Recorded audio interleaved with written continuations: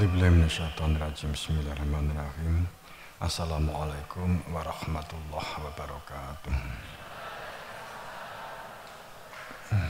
Bismillahirrahmanirrahim. Alhamdulillahirabbil alamin. Asyhadu an la ilaha illallah wa asyhadu anna Muhammadan abduhu wa rasuluh. Allahumma shalli ala sayyidina Muhammad wa ala ali sayyidina Muhammad. Inna allaha ya'muru bil 'adli wal ihsani wa ita'i dzil qurba wa yanha 'anil fahsya'i wal munkari wal baghi ya'idukum la'allakum tadhakkarun. Rabbi shrah li yassir li amri wahlul 'uqdatam min lisani yafqahu qawli. Kita buka juga dengan doa, jenengan bersama kita, amin gitu ya. A'udzubillahi minasyaitonir rajim. Bismillahirrahmanirrahim. Asyhadu an la ilaha illallah wa asyhadu anna Muhammadar Rasulullah. Allahumma shalli ala sayyidina Muhammad wa ala ali sayyidina Muhammad. Walhamdulillahirabbil alamin. Allahumma ya muqallibal qulubi tsabbit qulubana ala dinik. Allahumma ighfir lana kafara wa warzuqna bi hidayatil yakin. Ya Allah, ya Rabbi, ya Ilahi, tampakkan hak sebagai hak Engkau dan tenggelamkan segala kelaliman, kebatilan, kejahilan dan kekafiran dari dalam diri kami dan dari permukaan bumi Engkau.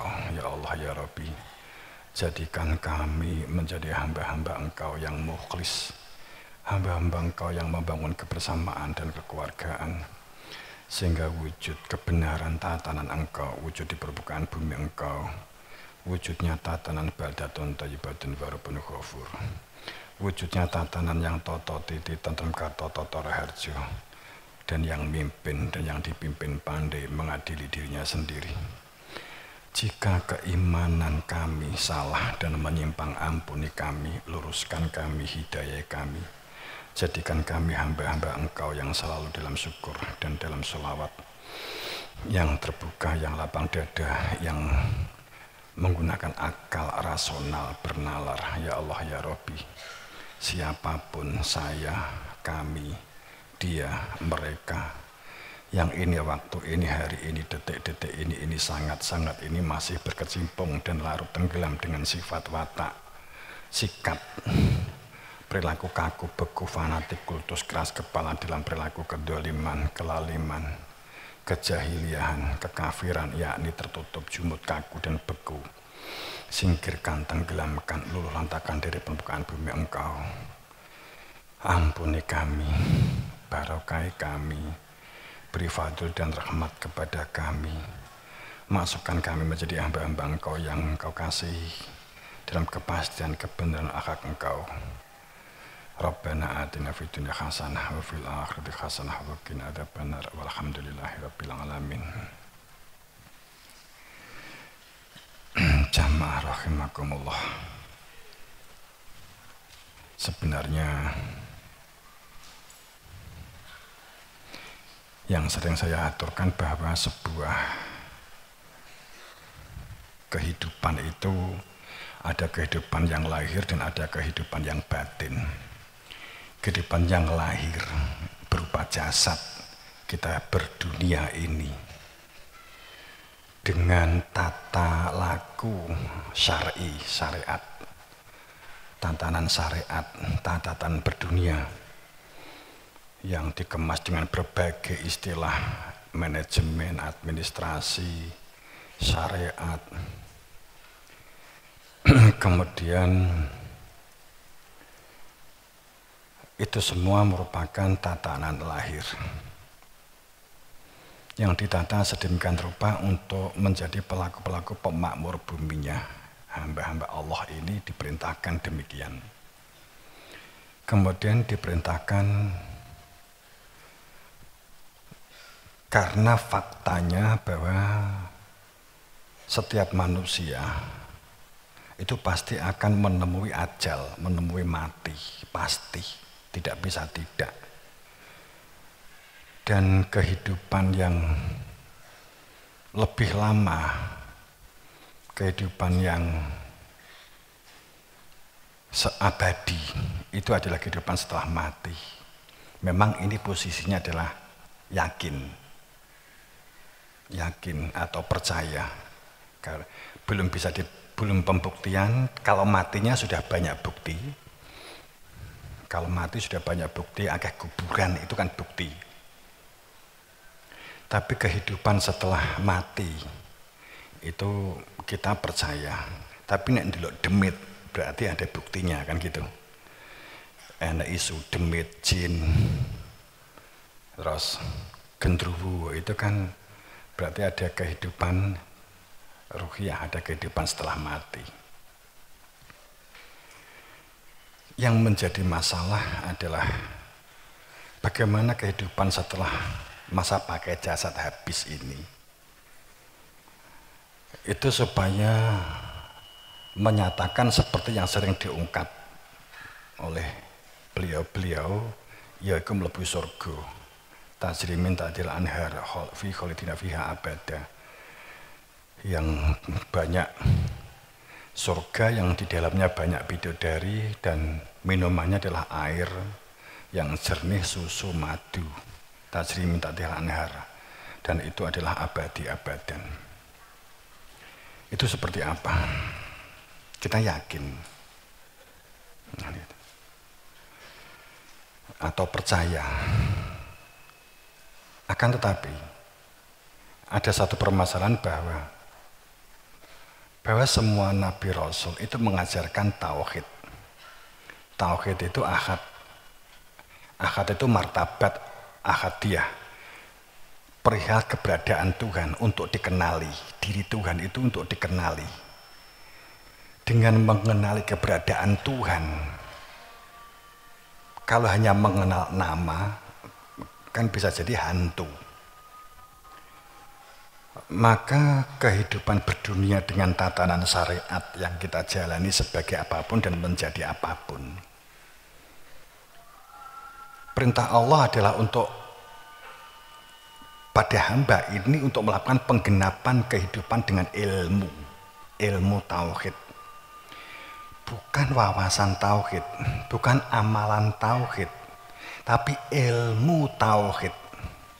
Sebuah amalan itu berangkatnya dari ilmu tauhid. Ilmu mengenali keberadaan Dia, Zat Al-Ghaib yang Allah namanya.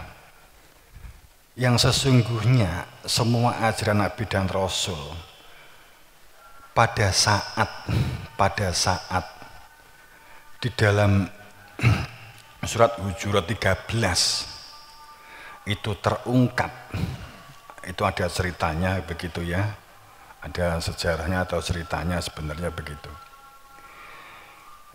bahwa percaya bahwa Nabi Rasul itu tidak mengajarkan sekedar Anda yakin atau Anda itu percaya akan ada akhirat, tapi ditunjukkan tentang akhirat, ditunjukkan pintu akhirat, ditunjukkan tentang keberadaan di Tuhan.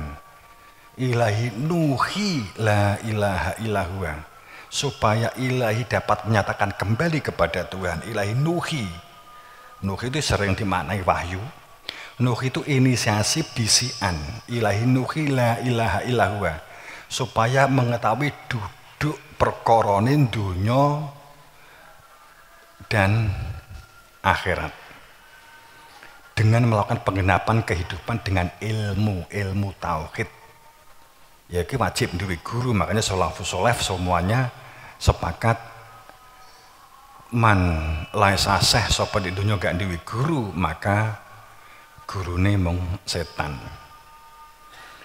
Ilmu mengenal keberadaan Dia yang al-ghaib, yang di dunia kita sebut namanya Allah, sesungguhnya tidak merubah sebagai apapun dan menjadi apapun.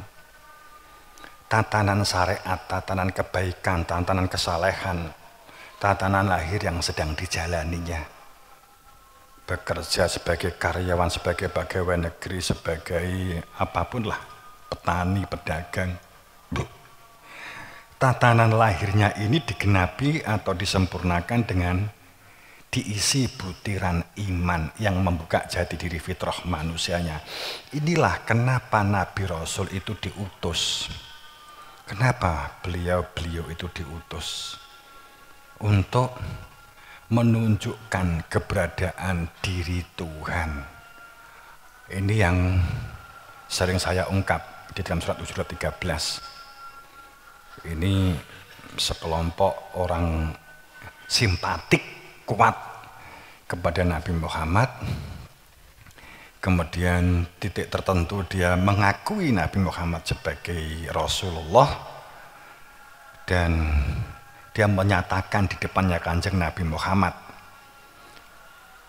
Mereka mengatakan, ya Nabi, qolatil a'rabu amana, saya menyatakan iman kepada Allah dan kepada engkau. Kemudian Nabi Muhammad langsung menyaut melalui ayat ini, kulam tu'minu. Begini yang benar, katakan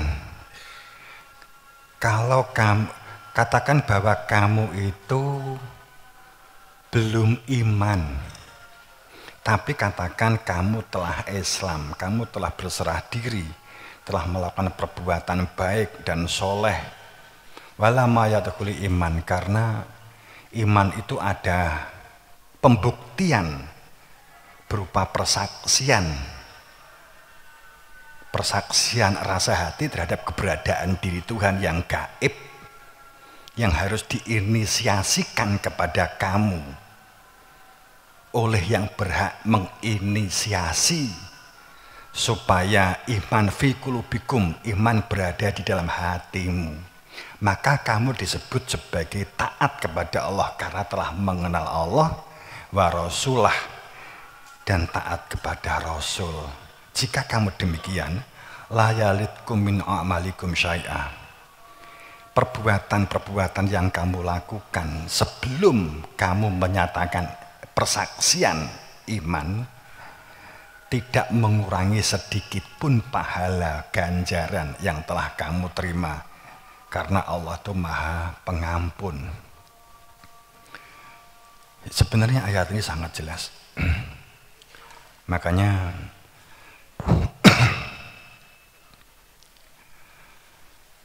atabi ma ukhya ilaka min rabbik la ilaha illa huwa wa a'rid anil musyrikin. Dengan carilah sampai ketemu. Setelah ketemu, ikutilah apa yang telah diinisiasikan, diwahyukan, diinisiasikan perihal keberadaan dia al-ghaibullah dengan metode bisik kepadamu dari Robmu, min Robbik, dari Robmu. Saya enggak terjemahkan Tuhanmu karena Tuhan sudah terperspektifkan tunggal. Karena makna Rob itu sistem hamba untuk dapat mengenal Tuhan dan berada di dalam petunjuk Tuhan. Itu berada di dalam sistem Tuhan, yakni dengan ditunjukkan keberadaan dia oleh yang berhak, oleh yang wenang, oleh yang sah, hak dan wenang. Sehingga akan membuka bahwa dunia itu tidak ada Tuhan. Berdunia itu tidak ada yang dituhankan, yang dijadikan tempat bergantung. Karena tempat memohon dan tempat kembali supaya tidak menjadi musyrik. Karena mengenali alamat dengan pasti bagaimana selamat kembali kepada Tuhannya.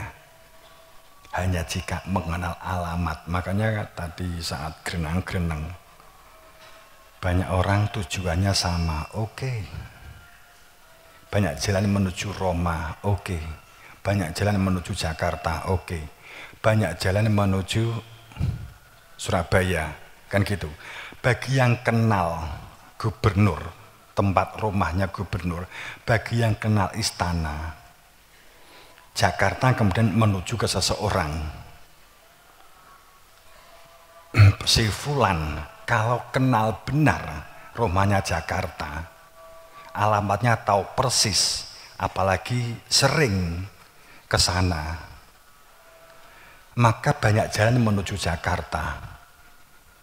Karo nyetir, karo turu, karo ngelitak, tetap akan sampai kepada Jakarta. Kan gitu. Tujuannya bodoh. Yang menjadi masalah itu roh romanya ndak. Tahu romanya apa ndak? Setiap orang tuh memiliki tujuan yang sama. Perkara iki wis kenal karo Roma apa belum? Roma.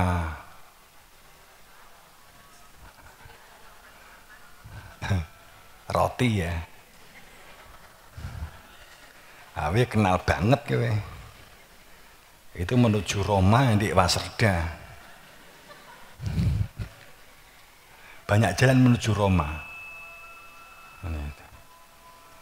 Diwiti saka sangune wong tuwa utawa saka nyolong, saka ngutil kan gitu. Banyak jalan menuju Roma, banyak jalan menuju Jakarta. Kalau sudah kenal ya seperti orang masuk rumah itu awalnya taunya hanya satu pintu, tapi kalau sudah di dalam banyak pintu. Enggak, maksud saya tuh begini, banyak jalan menuju Roma, memang iya. Tapi perkorone roh alamatnya Roma ndak. Banyak jalan menuju Tuhan, iya. Tapi perkorone itu ngenal pangeran ndak. Mengenal Tuhan apa enggak? Kalau enggak kan balikannya apa? Hantu. Kan gitu. Enggak kenal Tuhan berarti mengenal hantu, makanya menjadi hantu kan? Gitu. Umpamanya kan seperti itu. Ini ayatnya supaya tidak musyrik maka mutlak mengenal Dia. Bertanyalah kepada yang watabi, bertanyalah kepada yang hak supaya ditunjukkan tentang Dia. Ini baru-baru ini kan kita sedang rame, sampai sekarang pun masih rame komentar-komentar tentang bencana besar di Turki. 8, berapa? 7,8. Kemudian yang hari Senin kemarin 6,4 susulannya. Sehingga kemudian banyak komentar-komentar. Karena penyebab, coba kalau kamu buka YouTube, judulnya kan menarik banget. Penyebab gempa 7,8 di Turki sudah diketahui, kan begitu. Setelah kita ikuti ternyata yang bersangkutan ini mengulas bahwa di sana itu moralnya rusak, pelacuran dan seterusnya kan begitu. Gitu. Dan ini banyak tokoh-tokoh agamis yang terutama Islam yang mengungkap sebab musabab Turki itu kena bencana. Kalau seandainya terkena di Indonesia, apakah alasannya masih seperti ini kan gitu? Karena kecenderungan manusia itu ternyata, terutama yang orang-orang beragama, karena tidak terbiasa koreksi diri, evaluasi diri, tidak biasa muhasabah, menghisap diri, tapi selalu menilai dan menghisap orang lain, kelompok lain, golongan lain. Mungkin apa betul? Gitu. Kowe nek ngrasani wae kan gak tau ngrasani awakmu dhewe. Kan gitu. Coba lah ngrasani awake dhewe begitulah. Kan gitu. Kita kan ngrasani orang lain. Cenderungnya manusia beragama itu cenderung dia ngrasani orang lain.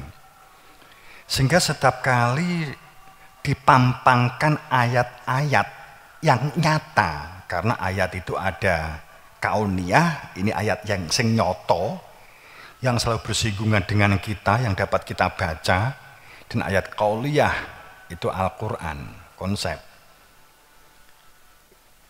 Ayat-ayat kauniyah, ayat yang nyata yang berupa adanya anomali atau penyimpangan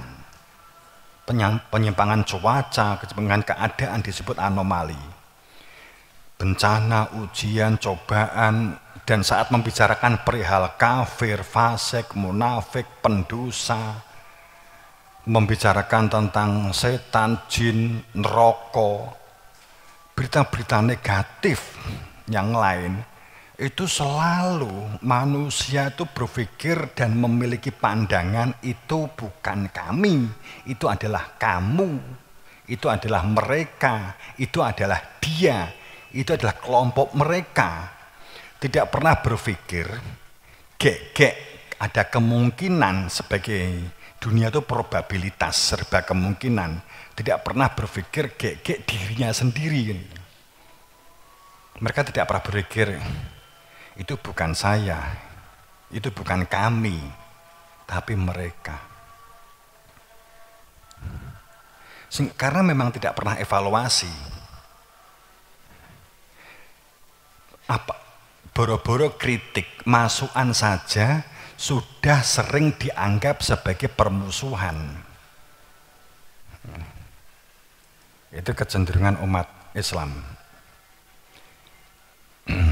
Namun sebaliknya saat mendapat berita yang diperuntukkan kepada orang-orang yang beriman dan bertakwa tentang kenikmatan surga, bidadari, pahala, kenikmatan yang lain lah yang luar biasa di dalam surga, itu selalu menunjuk itu saya, itu kami, bukan kamu, itu kami bukan mereka, itu saya bukan kamu, kan begitu tak? Ya kecenderungannya kan begitu. Bahkan mungkin merasa sebagai hamba pilihan Tuhan. Walaupun bencana itu delalah, di-share, tonggone entek, dekne sing utuh. Oh itu karena ketakwaan kami kan, gitu pede banget umumnya. Gitu. Umumnya begitu. Padahal kehendak Allah itu untuk membaca ayat-ayat itu.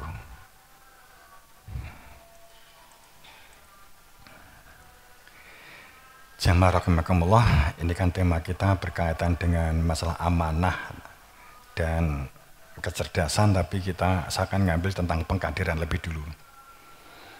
Namun kajian ini memang diperuntukkan bagi mereka yang jujur, yang terbuka, yang lapang dada, yang punya otak, nalar dan rasional. Ini yang bisa menangkap dan menerima penjelasan. Sesungguhnya inilah mereka orang-orang yang cerdas, yang tidak dikekang oleh dan dikendalikan oleh doktrin-doktrin. Yang terbuka, yang lapang dada. Jadi sing jumut, sing aku sing beku turu wae kan gitu kan. Gitu. Wal yaumil akhir, percaya kepada hari akhir. Yaum itu hari ini, detik ini, saat ini, waktu ini. Artinya bahwa hari akhir kamu itu ya saat ini gitu loh.